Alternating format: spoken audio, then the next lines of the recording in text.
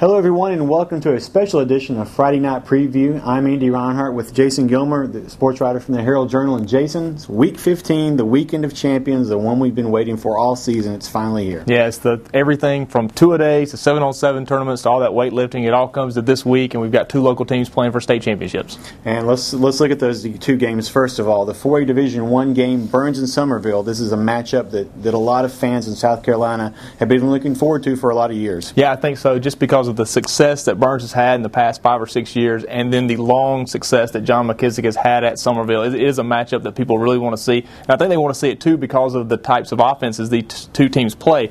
Summerville is generally a run-oriented team. That's what John McKissick has won a lot of games with. Now they're actually a spread team. They throw the ball around a lot.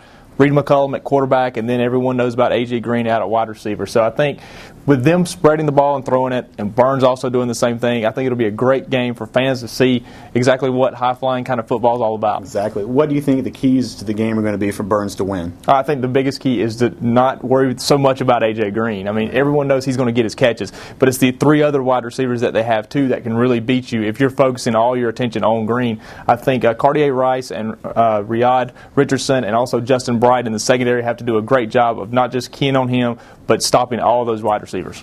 Talk a little bit about what this means to the Byrnes program. They won 4 straight state titles. They didn't go last year. Now they're back 5th time in 6 years. New head coach. I think the biggest thing is after last season was the hurt that they felt because they lost to Gaffney twice, including the second round of the playoffs, and they watched Gaffney go on to win a state championship. I think now they're getting to see, hey, we worked really hard to get back here, and it's worked out. And for Chris Miller, this has got to be a great thing for him. First-year head coach. He took over for Bobby Bentley in the winter, and now he's getting to his first chance to be a head coach in a state championship game, so you know he's got to be really excited about that. Of course, another head coach making his first appearance in Columbia is Kevin Farmer at Chapman. Chapman faces Cheraw in the 2A title game. What about that one? I think that'll be another really good matchup, and the teams are similar in some aspects. Both teams started 1-2 at the beginning of the season, are now in Columbia with identical 12-2 records. Cheraw's doing it with the wishbone offense. They're really tight on the line of scrimmage, and they're going to run a lot. But Chapman has to worry about the pass because they will throw it a little bit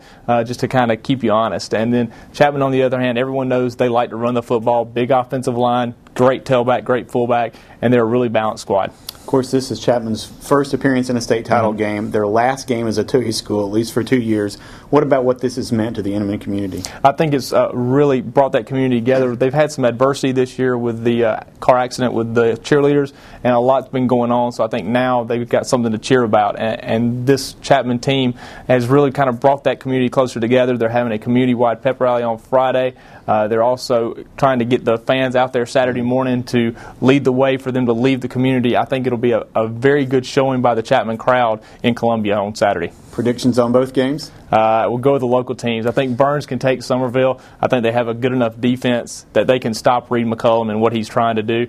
And for Chapman, I just think they've been bend but don't break on defense all year. They'll probably bend a little bit against Cheraw, but they won't break.